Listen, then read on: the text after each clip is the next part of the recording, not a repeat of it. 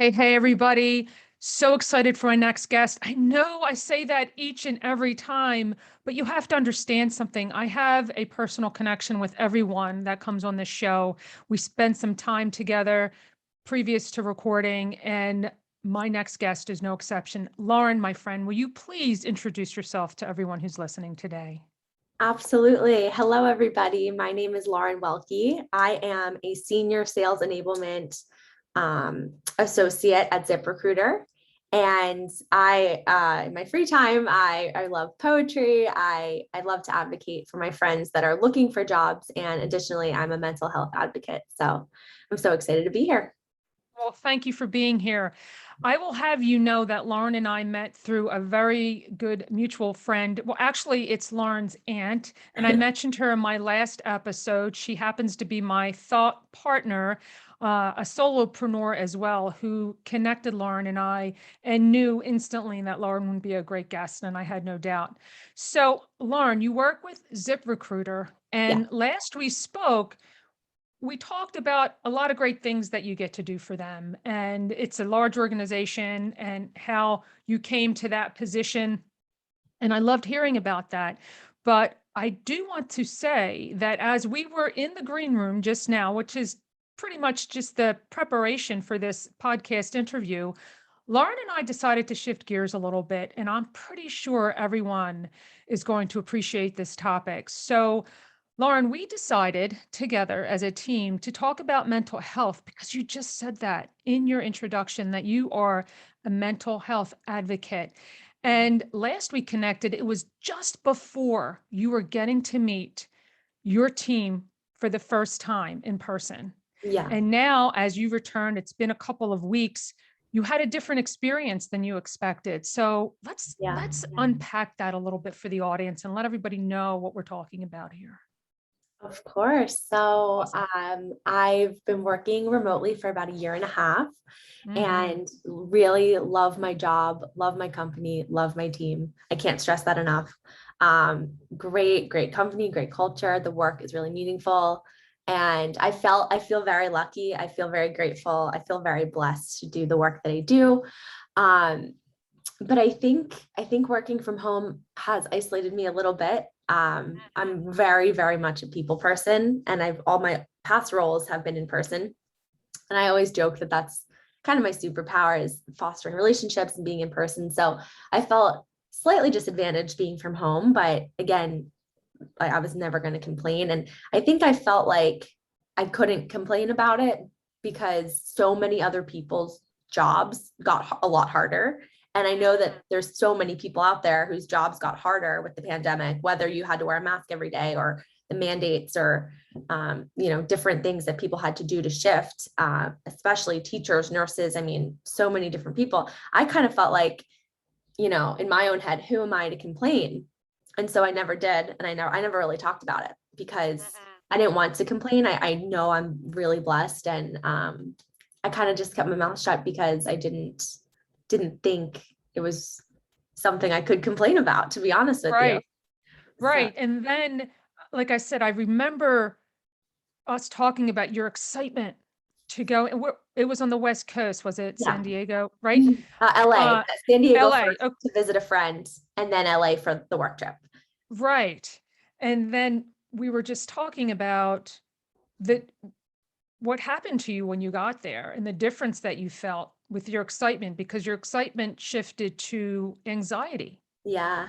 Yeah. So anxiety is something I hadn't experienced since my sophomore year of college, which I got a handle on soon after. But you kind of forget when it's been a long time. And so the moment I got in the car to go to the airport, even when I got on the plane, I just felt these feelings that didn't align with how I really felt about everything. I was excited to see my friend. I was excited to be on the West Coast and travel and meet my colleagues and be in a beautiful palm tree esque place.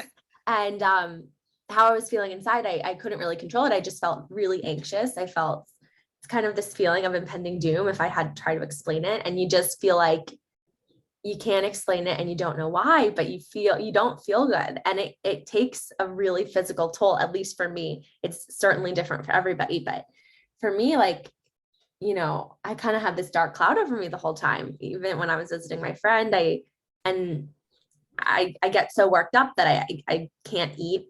And it's, how, first of all, just regularly, if you're not eating right, that can affect you. So it didn't help, but it really manifested itself physically. And I was kind of torn the whole trip. Like, do I say something about this, or do I keep it in? Because I don't want to talk about it and almost manifest it, if you will, and make it Right. come You into. say it out loud. And Yeah. is anybody else talking about it? Like, are you the one man show? Is anybody else experiencing it? And then you also Right. shared with me that I'd love for you to mention here, waking up in the morning and the difference that you felt then while you were in this beautiful 5-star hotel room.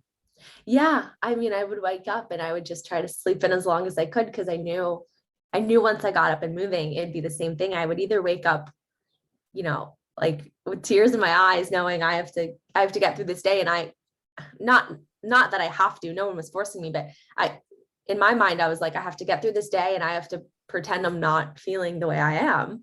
And it's because no one else made me feel that way, but I was so afraid to share it. I'm meeting these people for the first time, and they're going to think, my biggest thing was like, they're going to think I'm always like this. And there's nothing wrong with that. If that was the case, I know that now, but I'm not always like this. And so not only was I in it, I didn't really want to speak up about it because I was embarrassed. And I didn't want it to affect the way people thought about me as a professional working woman, Sure. honestly.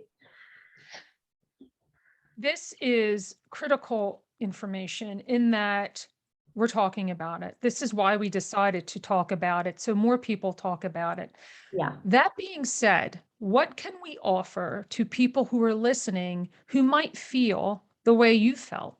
Like, how did you get through it, Lauren? What helped you? Was it when you came home that you had the relief? Yeah. How did you transition to I something mean, safe? I I felt guilty that I was feeling the way I felt because I was really excited to meet everybody and be out there, but I also couldn't wait to come home because, when you're not feeling good, like it's a little bit better if you're at home, in my opinion. Mm. So I knew Mhm. that wouldn't solve all my problems, but I knew I would get some relief. And so I just kind of made it through by the grace of God. Honestly, I prayed a lot. I was texting my friends. I was like, don't ask, but just pray for me. Like I really, and that was like, oh, I think a point of desperation. I just needed to make it through. I just kept telling myself, make it through. But I mean, I was teary eyed on the plane home. I cried when I got home. Once I got home, I did feel a little bit better, but I was just like, I need to do something. I made the necessary doctor's appointments and I went on a lot of walks because I wasn't doing that before. And I wasn't really doing anything for myself before, to be honest. I think I got really caught up in just working and eating to live. Like I wasn't even being that mindful. And so when I look back now, I can see very clearly, like, okay, like instead of being hard on myself for it, or trying to connect all the dots of why it happened, I'm like, I can see pretty clearly why this happened. I wasn't doing anything for me. Like I wasn't relieving stress. I wasn't going on walks. I wasn't, I wasn't eating the best. It makes sense. I think it got exacerbated. It kind of came to a head when I was out there because I was away from home, and it just, I don't know. I think it was kind of a wake up call, to be honest. Yeah. And you know what? I shared too previously that I kind of experienced the same thing, and I called it social stamina. Like I don't have the stamina that I used to, and I get really exhausted. And you're explaining the same qualities of what I felt. So Yeah. I agree with you, though. You just hit the nail on the head in that we need to take care of ourselves and not beat ourselves up and not feel guilty and make the necessary phone calls and have the necessary conversations necessary in that we're taking care of ourselves. And that's okay. And that's really what it should be.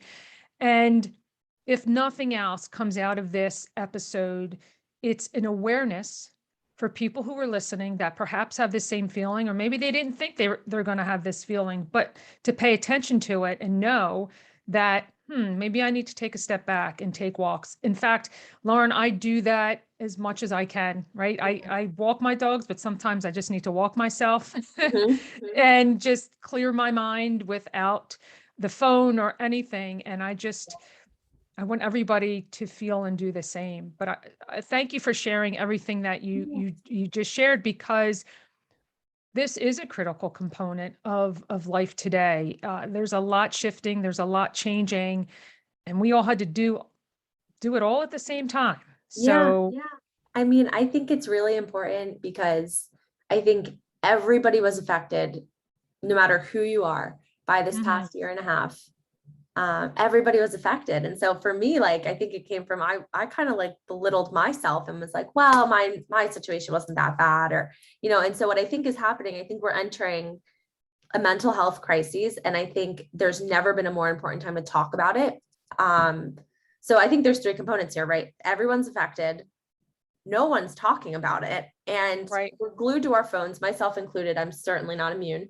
We're glued to our phones and we're looking on social media and we're seeing everyone's best. Everyone posts their best. I mean, I'm guilty of it too. And even when someone takes a picture, my narrative used to be like, oh, let me look at it. No, retake it. I don't look skinny enough. I don't look good enough, whatever. And then I got to this point Yeah. where I want to really challenge myself to like post the ugly picture, or like, you know what I mean? Post it on the first try, because it's like, this is what I look like. And this, like, what you see is what you get. I don't want my Instagram life to be so far off from my real life. But it's a struggle. We're kind of hardwired to like want to be the best, look the best, post the best thing. But I got back from my trip and people were asking me about it. And I was kind of torn, like, what do I tell the truth? Or in some instances, it was just easier to say it was good because I didn't want Mm, to, and nothing about the trip, let me just be clear, was bad, like on paper. It was an entirely personal battle. But one of my friends, I did tell her, like, it was really hard, so on and so forth. And she said, I would have never known from your Instagram. And I said, that's wow. kind of why I did this, because like to say, things can look perfect and good and great. And you might think somebody has this picture perfect life, but I think, deep down, we're all struggling with something. And I think the sooner we talk about it, the sooner we can kind of end this stigma and, make this topic not so taboo, because it's real. And it's something that really needs to be talked about, in my opinion.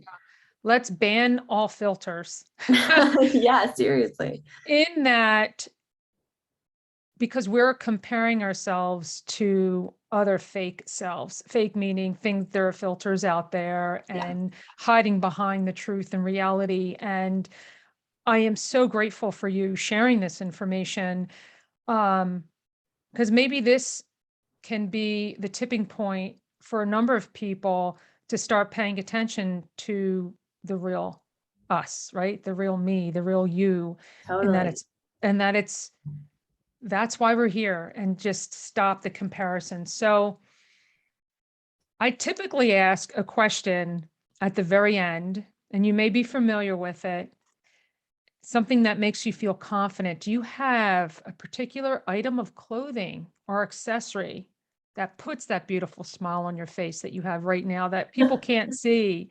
But is there something that helps bring that happiness back? Um, Confidence. Let me think. It's a really good question. To be honest with you, I have this lip gloss. I I don't know love if it. that's the Sure, answer you're looking for, but it's um, fine.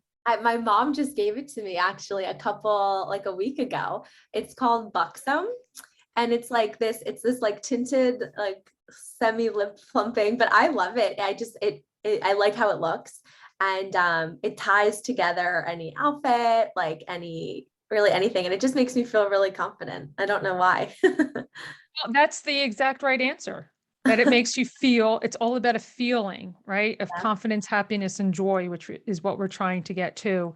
So, Lauren, my friend, if someone wanted to continue the conversation with you, either an opening up or perhaps connecting with you on a ZipRecruiter perspective, what's the best place for people to find you?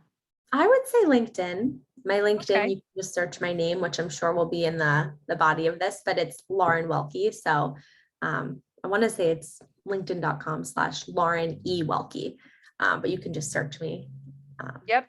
What I'll do to make it easier for everyone who's listening, I will put your direct link in the show notes. So all they have to do is tap on it. Does that sound good? That All right, sounds great. awesome. Well, Lauren, thank you for your time today, my friend, and I will certainly have you back. Oh, Have a thank you great so day. much for having me. Yep.